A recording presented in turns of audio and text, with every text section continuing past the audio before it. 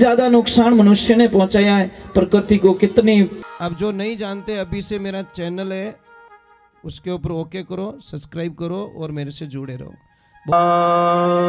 की उमापति महादेव की, भागवत महापुराण की, गौ मात की, पधारे हुए सभी भक्तों की, सभी कार्यकर्ताओं की, आयोजक कर्ताओं की, राधे राधे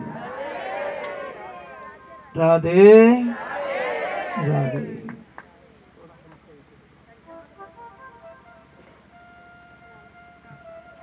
कल हमने भागवत जी को विश्राम दिया था।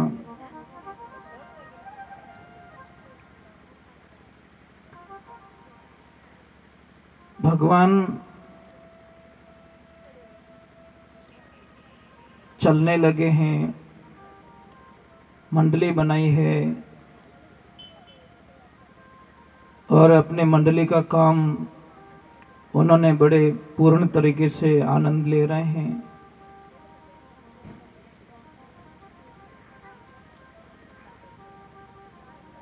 भगवान ने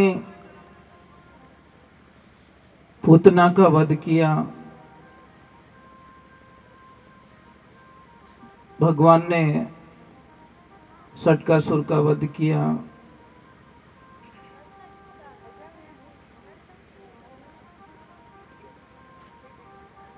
एक बात हमेशा ध्यान रखना, संसार क्या है?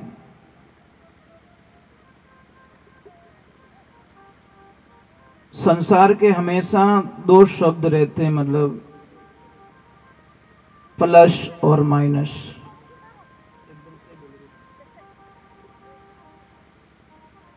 जहां प्लस होगा वहां माइनस जरूर होगा। संसार में ये आते हैं कि जहां सुख है वहां दुख जरूर होगा, क्योंकि एक पॉइंट से गाड़ी चल नहीं सकती ना। जहां सुख है तो वहां दुख जरूर होगा। अगर दिन है तो रात जरूर होगी। अगर आप हंस रहे हो तो रोना कभी भी अपने मारवाड़ी में देख जो, कोई भी ज्यादा हंसे न, टाबर रहे हो चाहे कोई भी, आप अभी ने कहें कि इतो मत हंस, अब रोना स्टार्ट हो जी। मतलब अभी तुम घड़ी पलक पहले तो थोड़ा हंस रहा है और अभी थोड़ा कहीं कहीं देखना हंसते हंसते से प्रक्रिया रोने की स्टार्ट हो जाती है। ये संसार में होगा, ऐसा होगा, आप कल्पना मत कीजिए। अगर आपका मित्र है तो आपके दुश्मन भी है, 100% है कोई न कोई दुश्मन। अगर आप अमीर हो तो दुनिया में गरीब भी बहुत बैठे हैं। एक जैसी परिस्थिति आपको कभी नहीं मिलेगी। एक बात ऐसी है, जो परे हैं दुनिया से, सबके विलोम शब्द है, मतलब विपरीत शब्द। एक बात बता दी, आनंद का, आनंद का विपरीत शब्द बताओ कोई। आनंद का शब्द है ही नहीं, आनंद से परमानंद बनेगा, परमानंद से ब्रह्मानंद बन जाएगा, परंतु उसके विपरीत जो आनंद की दिशा में जाए। तो भगवान प्रकट हुए तो सबको आनंद हुआ है। क्या हुआ? आनंद, परमानंद, ब्रह्मानंद। भगवान ने पूतना का वध किया। एक बात हमेशा ध्यान रखना, मंदिर बनाना कोई बड़ी बात नहीं है। 2 करोड़ 5 करोड़ 7 करोड़ लगावे कि लोग मंदिर बना देते हैं, पर अंदर पूजा कर रहे हो कि नहीं कर रहे हो वो बहुत बड़ी बात है। और हमने कई जगह देखा मंदिर की प्रतिष्ठा नहीं होती, नहीं, उससे पहले लोग क्या करते हैं, वो ऑटोमेटिक घंटी है, बाजा है, उसका ऑर्डर दे देते हैं। क्यों देते? उनको पता है कि मैं यहाँ आने वाला, ये पुजारी जी जाने और ये बटन वाली मशीन जाने, ना तो कोई झालर बजाने वाला आएगा, ना कोई शंख बजाने वाला आएगा, ना कोई ये बजाने वाला आएगा, कोई नहीं आएगा। सिर्फ पुजारी जी जाने, ये मशीन जाने और उनका काम जाने। मंदिर कितने का बनाया? 5 करोड़ का। पूजा करने के लिए पुजारी जी और वो मशीन। मैं एक छोटी सी प्रार्थना कर रहा हूं, जैसे आपके कोई बुजुर्ग माता पिता हैं और बुजुर्ग माता पिता अगर घर में है, उनको कुछ नहीं चाहिए, धन नहीं, दौलत नहीं, गाड़ी नहीं, बंगला नहीं, कुछ नहीं चाहिए, सिर्फ आते भी बोल दो, पापा मम्मी आप ठीक हो ना, मैं जा रहा हूं काम पे, और जाते भी बोल दो, वापस आ रहे हो तो भी बोल दो, पापा आप ठीक हो ना, मैं वापस आ गया हूं। बस ये 2 चीज अगर उनको मिल जाए तो वो बोलेंगे मैं दुनिया में सबसे सुखी व्यक्ति हूं, कि आते भी मेरे बच्चे मुझे याद करते हैं और जाते भी याद करते हैं। बस जैसे आप अपने बच्चों का इंतजार करते हो, तो क्या वो याद नहीं करता कि मारो बेटो 5 करोड़ रो बंगला तो बनाई दे गयो, पण पाछो आयो ज कोनी, इन बंगला में कहीं करूं मैं। बस एक वॉचमैन खड़ा कर दिया बाहर, तुम जानो बंगले में घुट घुट के मरो। और मैंने आज कई लोगों को देखा है कि बहुत बड़ी बिल्डिंग बनाई हुई है, पर जो आनंद आप कट्ठी जाओ, जो आनंद प्रकृति में होता है, रोकड़ारी छाया में रेवे, ये तो आनंद दुनिया में कट्ठे मिली ज को नहीं।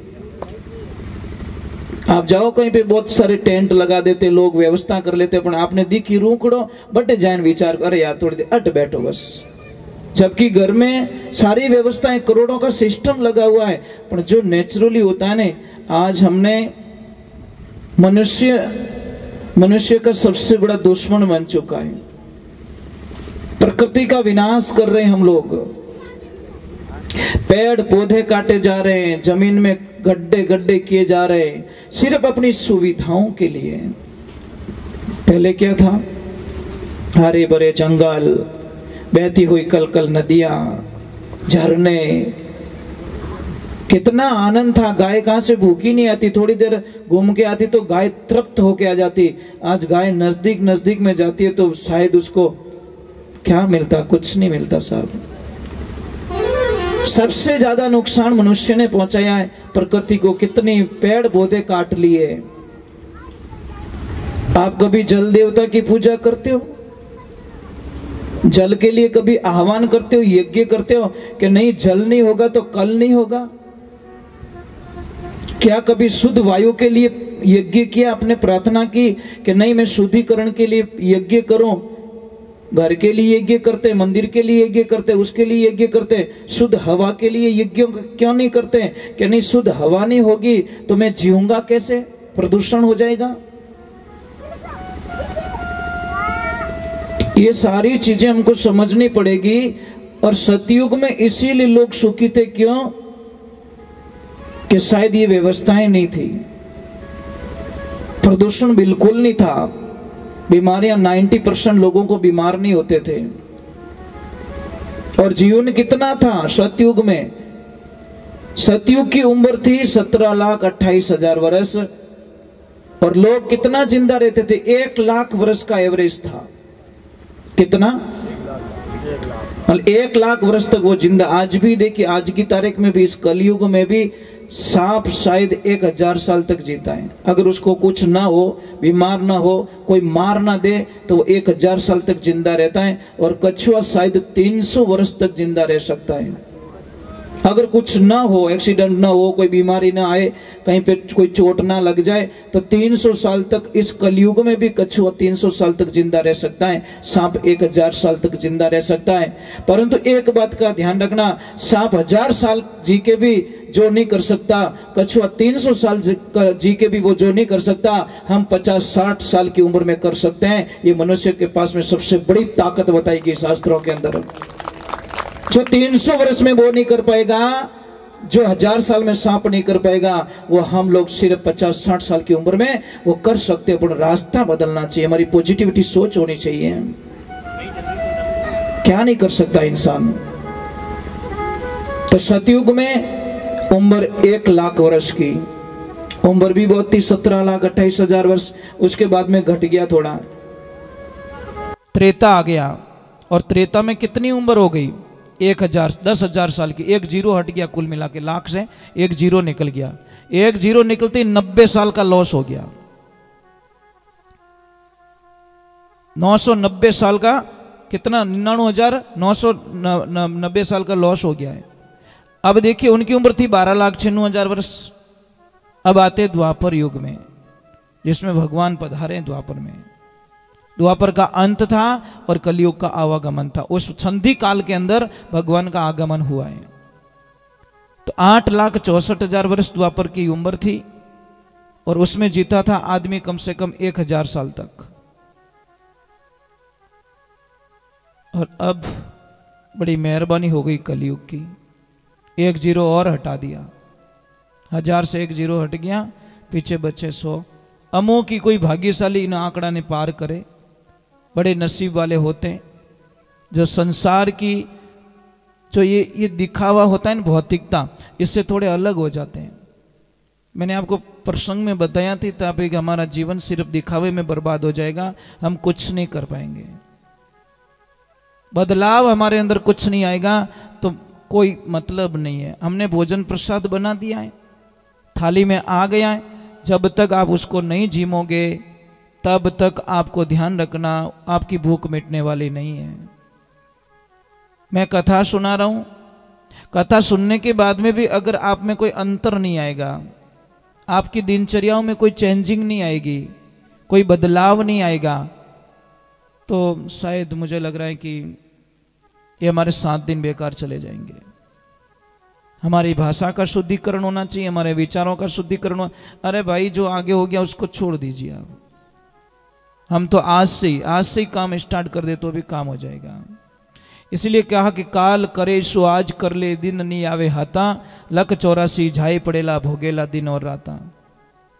हमको बहुत सारी समस्याओं का सामना करना पड़ेगा, राधे राधे बोलना पड़ेगा, ऐसे काम चलने वाला नहीं है। आप अटी इतनी कंजूसी करो तो घरे कितनी कंजूसी करता रहो। अच्छा घरे कौन कौन बोलो राधे राधे के अटी मेल जाओ बाप जी रेटे अटू लियो और बट मेल तो बाप जी अटी छोको आगो मारू को उपड़े नहीं हो तो राधे राधे भारी गुणो नाम कहीं वारे कृष्णा वाह। टाबर फेल की कर रहे स्कूल में पढ़े जीते याद रखे गेट में यहाँ भूल जाए पछे परीक्षा में लावे बढ़िया नंबर। वही हिसाब है महाराज, अपनी जिंदगी रो वही हिसाब है कि आप याद है तो आबाद है और भूल गया तो बर्बाद है। बस ये सूत्र याद रखो, याद है तो आनंदी आनंद और भूल गए तो बर्बाद हो जाएंगे। करोगे वाह बढ़िया बढ़िया, कभी लड़ाई तो नहीं करोगे वाह।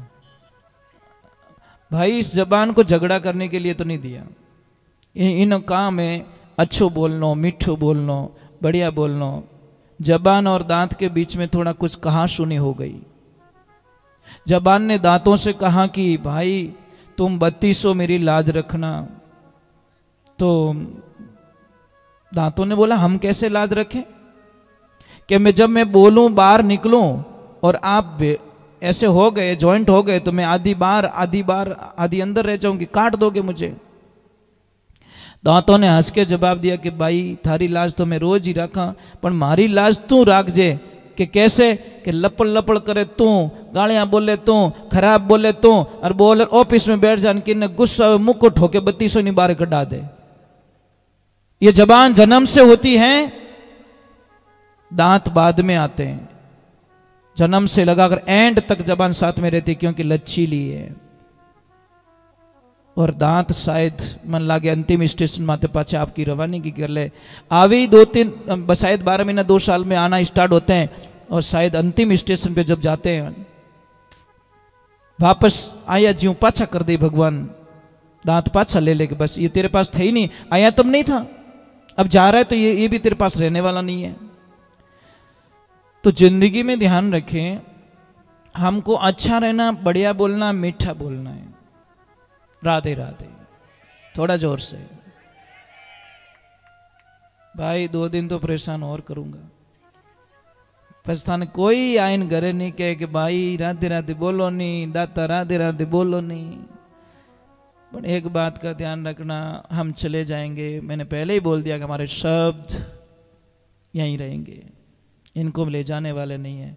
जब कभी भी यहाँ से निकलो तो यहाँ तो बोल देना कि यहाँ पे कोई आया था, कोई पागल राधे राधे बोलाने वाला, परेशान करता था, हर 5 मिनट बाद में बोलता था राधे राधे बोलो, हर 5 मिनट रोती फिर राधे राधे। क्या करे, रह भी नहीं सकते न उसके बिना, श्वास के बिना नहीं रह सकते। तो भगवान को बहुत सारी समस्या बालपन में आती है। आप क्या सोचते हो कि आप में ही समस्या है? अरे जब हम भगवान के कथन पढ़ेंगे ना, तो आपकी समस्या तो 1% उनके सामने नहीं लगेगी। कितनी मुसीबत में उन्होंने जीवन जिया, जन्मते ही उनको अपने माँ बाप का साथ छोड़ना पड़ा। इन्नो मोटो दुर्भाग्य कहीं वे सके महाराज। एक तरफ हम भागवत सुनते हैं, फिर हमारे दुख का रोना रोते हैं, तो बहुत बड़ा कष्ट होता महाराज। जन्मते ही मेरे प्रभु को शायद दूध तक नहीं मिला, और उसी टाइम में मेरे प्रभु को अपने माता पिता को छोड़ के दूसरी जगह जाना पड़ा। ये तो दुख तो आपा में नहीं पड़ियो, इतना कष्ट तो नहीं पड़ा हमारे में, फिर किस बात का रोना। और बटी कटे शांति भाई, वहां पे भी कहां शांति है? रास्ते में भी बड़ी मुश्किल से रास्ता मिलता है, अंधेरी रात होती है, फिर जाते भगवान, वहां पे भी कहां शांति है? पूतना चली जाती है मारने के लिए, सटकासुर चला जाता मारने के लिए, कितने कितने राक्षसों को बालपने में भगवान ने भेज दिया मारने के लिए। आप सोचते हो भगवान का जीवन बहुत अच्छा रहा होगा? भगवान श्री राम के जीवन को देख लो, कितना कष्ट। पिताजी को ये भी नहीं बोल पाए कि पिताजी मुझे वनवास क्यों दे रहे हो, कुछ नहीं बोला, सिर्फ इतना बोला ये मेरे पिताश्री का वचन है, बस निकल गए वन को।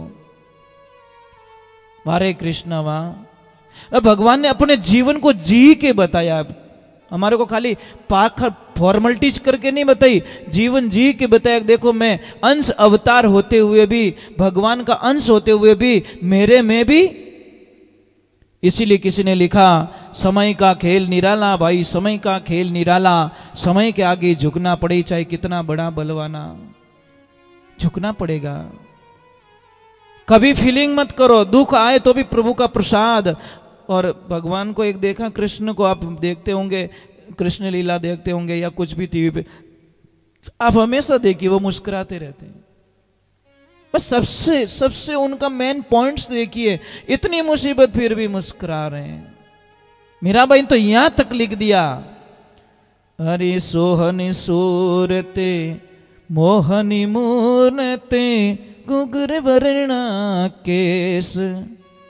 वाह भगवान, क्या लीलाएं तेरी, बस तेरे बिना नहीं रह सकती। सोहनी सूरत मोहनी मूरत गुगर वर्णा केश। के भाई मीरा गिरधर नागर, तू मिलियो कर नटवर रो वेश, घड़ी नहीं आवड़ी रेश, मारा कृष्ण कन्हैया तू जाई वस्यो प्रदेश। मारे भगवान वाह। तो महाराज वहां से समस्याएं थोड़ी ज्यादा हो जाती है, तो कई बार क्या करते लोग, थोड़ा जगह चेंज कर देते हैं कि चलो यार यहाँ रोज रोज की परेशानी है, ये मेरे से मानता नहीं है, ये मुझे परेशान करता है, छोड़ो राड करता बाढ़, बढ़िया थोड़ी जगह चेंज कर लेते हैं।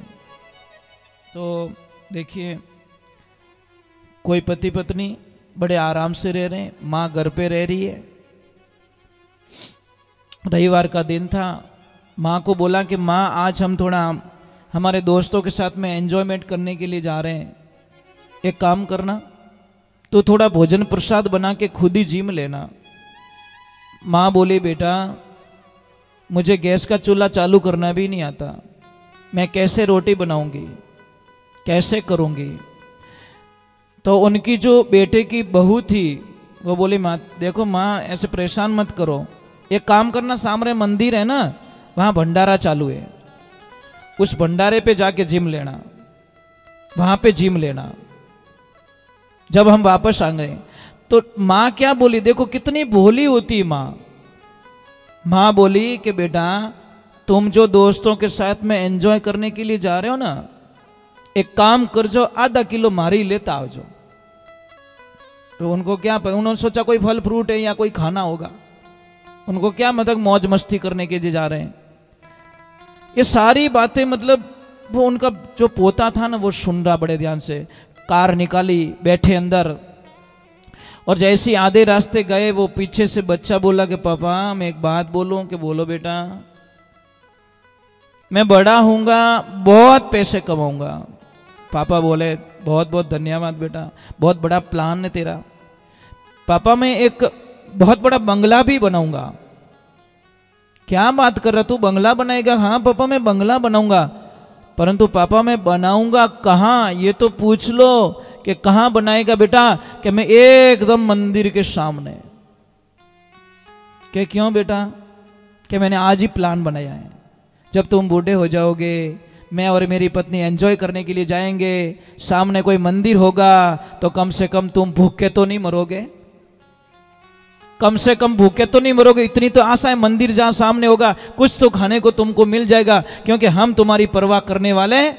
वो तो गाड़ी बटू पाची फेरी के तो एडवांस में प्लान बना रही है। वो वापस आए, दोनों पति पत्नी माँ के चरणों में गिर पड़े। माँ आज के बाद दोस्त की दुनिया छोड़ सकते हैं, पर तेरे चरणों को छोड़कर हम कहीं नहीं जाएंगे। घर में देवी बैठी, वो दुखी, और हम किसी के साथ में मजाक कर रहे हैं, ये संभव नहीं हो सकता। तो भगवान की लीला हुई। थोड़ा सा मतलब नंद बाबा को अटपटा लगने लग गया कि नहीं अभी ये जगह छोड़ देनी चाहिए, और छोड़नी भी जरूरी है। इसके बीच का एक कथन आता है कि भगवान थोड़े बड़े हो जाते, थोड़ी जिद करने लग जाते हैं।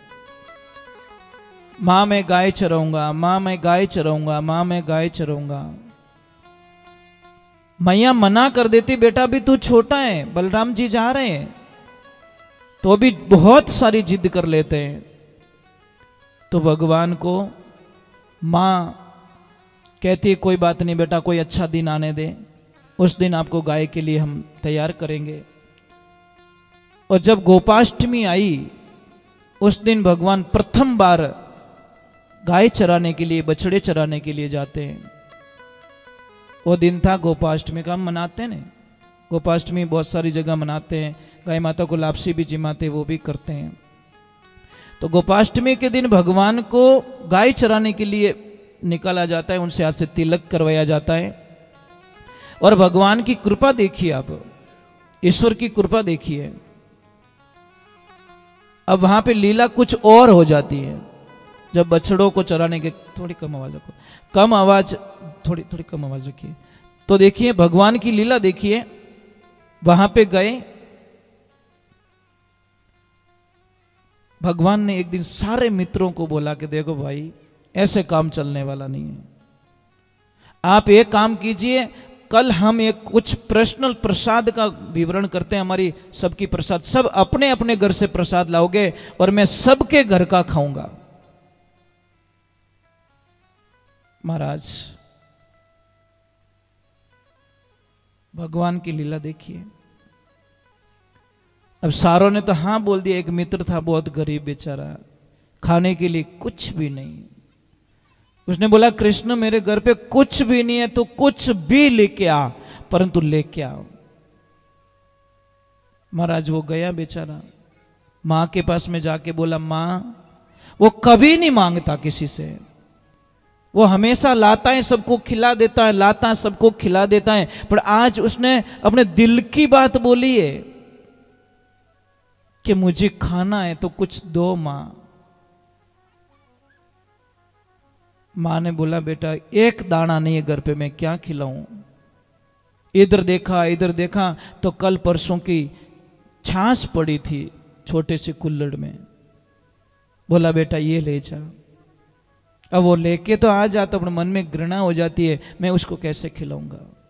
नहीं ले जाऊंगा तो भी डांटेगा, खिलाऊंगा तो 2-3 दिन पहले की एकदम खट्टी छाछ है, मैं कैसे खिलाऊं उसको।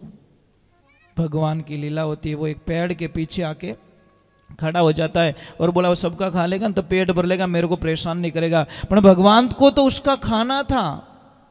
बोले रुको रुको मैं ढूंढ के लाता हूं। जैसे ही वो गया देखा कृष्ण आ रहे हैं, वो कुछ न कुछ खा लेगा, तो उन्होंने आव देखा ना ताव देखा, अपने मुंह में छाछ को उड़ेल दी। अब उड़ेल दी तो पूरी पी नहीं पे, तो मुंह भुला के खड़ा हो गया। अब वो बोल पा नहीं, अरे लाया नहीं, वो कुछ नहीं, वो इशारा कर रहा है ऐसा वैसा। भगवान बोले पक्की चोरी की है तूने। भगवान ने कुछ नहीं देखा, ऐसे दोनों हाथ करके ऐसे लगाया ना जोर से, क्योंकि मुंह तो पैक था, जोर से लगाया कि लॉक खुल गया। और जैसे ही लॉक खुला तो वो छाछ कहां गई? भगवान के मुंह पे। और जैसे ही भगवान के मुंह पे गई, बोले वाह वाह वाह वाह, क्या आनंद आया, क्या प्रसाद लेके घूम रहा है, चोरी चोरी अकेले खा रहा है। ये सारा दृश्य देख दिया ब्रह्मा जी ने, और ब्रह्मा जी को घृणा हो गई कि ये भगवान नहीं हो सकता, ये भगवान हो ही नहीं सकता। मैंने तो भगवान के दर्शन अलग रूप में किए थे, लगता तो वैसा ही है, पर ये नहीं हो सकता, ये भगवान नहीं है। क्योंकि जब जन्म हुआ था मैं गया था, अवतार हुए थे मैं गया था, मथुरा गया था, मैंने भी फूल बरसाए थे, दर्शन किए थे, परंतु मुझे शंका हो रही है ये भगवान हो ही नहीं सकते, ये मेरे नारायण नहीं हो सकते। ब्रह्मा जी को शंका हो गई। तो अब देखो ग्वाल बाल सब गैया चरा रहे हैं, कोई क्या कर रहा है, कोई क्या कर रहा है। वहीं पे एक कथन आ रहा है, देखिए तो थोड़ा गुणगान कर देते हैं।